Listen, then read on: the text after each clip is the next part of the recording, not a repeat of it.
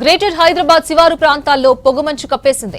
తెల్లవారుజాము నుంచి పొగమంచు కప్పేయడంతో వాహనదారులు ఇబ్బందులు పడుతున్నారు. మణికొండ, పుప్పాలగూడ, కోకాపేట్, గండిపేట్, నార్సింగి, ఓఆర్ఆర్, కిస్మత్పూర్, హిమాయత్ సాగర్ ప్రాంతాల్లో విజిబిలిటీ తగ్గింది. దీంతో ఔటర్ రింగ్ రోడ్డుపై వాహనాలు నెమ్మదిగా వెళ్తున్నాయి. ఉదయం ఆఫీసులు, స్కూళ్లు, కాలేజీలకు వెళ్లేవారు ఇబ్బందులు పడుతున్నారు. నిత్యం రద్దీగా ఉండే ప్రాంతాలు సైతం పొగమంచు కారణంగా బోసిపోయాయి. గ్రేటర్ హైదరాబాద్ శివారు ప్రాంతాల్లో పొగమంచు కప్పేసింది. తెల్లవారుజాము నుంచి పొగమంచు కప్పేయడంతో వాహనదారులు ఇబ్బందులు పడుతున్నారు. మణికొండ, పుప్పాలగూడ, కోకాపేట్, గండిపేట్, నార్సింగి, ఓఆర్ఆర్, కిస్మత్పూర్, హిమాయత్ సాగర్ ప్రాంతాల్లో విజిబిలిటీ తగ్గింది. దీంతో ఔటర్ రింగ్ రోడ్డుపై వాహనాలు నెమ్మదిగా వెళ్తున్నాయి. ఉదయం ఆఫీసులు, స్కూళ్లు, కాలేజీలకు వెళ్లేవారు ఇబ్బందులు పడుతున్నారు. నిత్యం రద్దీగా ఉండే ప్రాంతాలు సైతం పొగమంచు కారణంగా బోసిపోయాయి. రాష్ట్ర వ్యాప్తంగా చలి తీవ్రత కొనసాగుతోంది. కొన్ని చోట్ల నార్మల్ టెంపరేచర్లు నమోదవుతున్నా ఉదయం, సాయంత్రం చలి కంటిన్యూ అవుతోంది. హైదరాబాద్ తో పాటు పలు జిల్లాల్లో పొగమంచు కప్పేస్తోంది.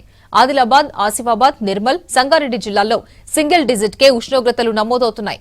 పొగమంచుతో ఉదయం వాకింగ్ కు వెళ్లేవారు ఇబ్బందులు పడుతున్నారు. విజిబిలిటీ తక్కువగా ఉండడంతో వాహనదారులు తిప్పలు పడుతున్నారు. మరో 3 రోజుల పాటు చలి తీవ్రత ఉంటుందంటున్నారు వెదర్ ఆఫీసర్లు. రాష్ట్రంలోని చలి తీవ్రత, పొగమంచుపై మరిన్ని డీటెయిల్స్ రాంప్రసాద్ అందిస్తారు.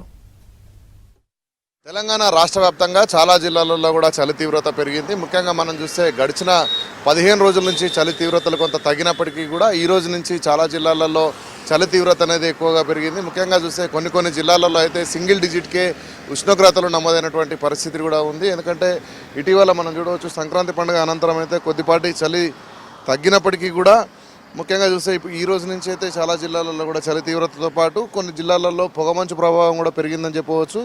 ముఖ్యంగా మనం చూస్తే తెలంగాణ రాష్ట్రంలోని చాలా జిల్లాలలో కూడా ఉష్ణోగ్రతలు సింగిల్ డిజిట్కే పరిమితమైనటువంటి పరిస్థితి కూడా మనం చూడవచ్చు. ముఖ్యంగా మనం గమనించినట్లయితే కొమురంభీం, ఆసిఫాబాద్ జిల్లా, నిర్మల్, ఆదిలాబాద్ జిల్లా, అదేవిధంగా సంగారెడ్డి జిల్లాలో అయితే సింగిల్ డిజిట్లోనే ఉష్ణోగ్రతలు నమోదవడం జరిగింది. అంతేకాకుండా మిగతా జిల్లాలలో చూసినట్లయితే 15 నుంచి 18 డిగ్రీల వరకు ఉష్ణోగ్రతలు నమోదైనటువంటి పరిస్థితిని కూడా మనం చూడవచ్చు.